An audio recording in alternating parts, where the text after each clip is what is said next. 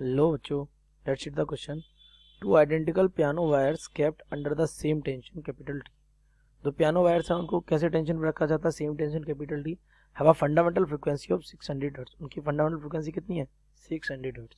The fractional increase in the tension of the one of the wires which will lead to the occurrence of the 6 beat per second. Okay, उनमें से एक wire की tension को क्या किया जाता है? Fractional increase. फ्रैक्शनली इंक्रीज का मतलब कुछ टाइम्स इंक्रीज किया जाता है, ठीक है।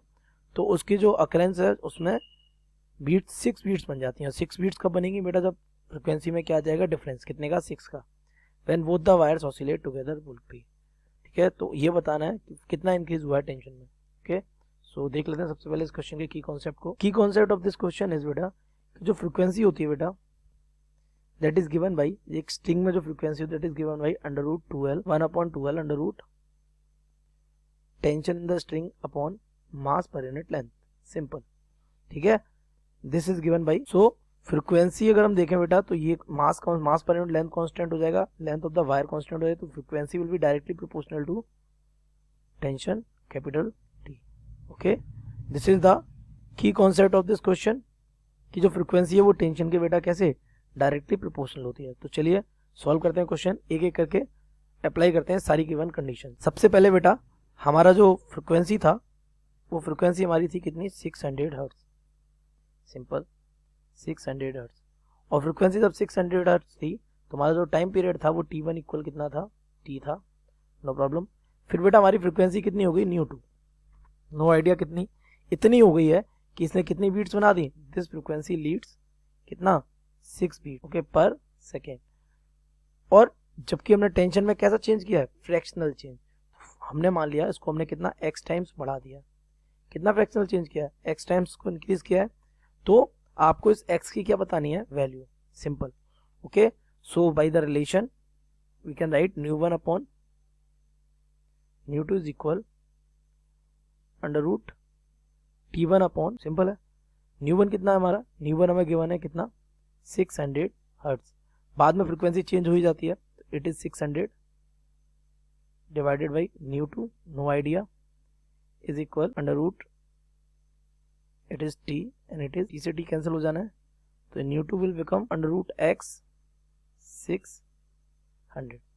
Simple, so if we subtract from both sides the ν1, that means ν2 minus root x 600 minus ν1, so this will become the number of bits 6, so will be equal to under root x 600 minus ν1 is given how much? 600, so 6 is equal, 600 is common, in bracket remains root x minus 1, so this will become 6 upon 600 is equal under root x minus 1.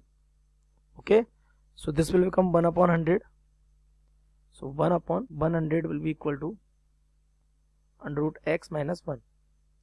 It goes this side, so root x is equal to 1 plus 1 upon, on calculating the x, it will become 1 plus 1 upon 100 whole square. So this will become, by binomial theorem, 1 plus 2 by, on calculating beta, x minus 1 will be equal to 2 upon 100.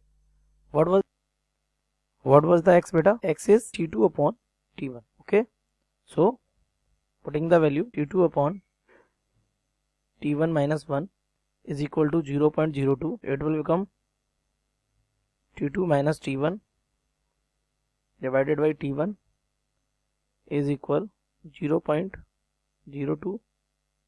So this will become delta t divided by t is equal 0.02. Okay, that means the fractional change in the tension that is given by 0.02. So let's match the option. It is the second option. I hope you have understood it well. Best of luck.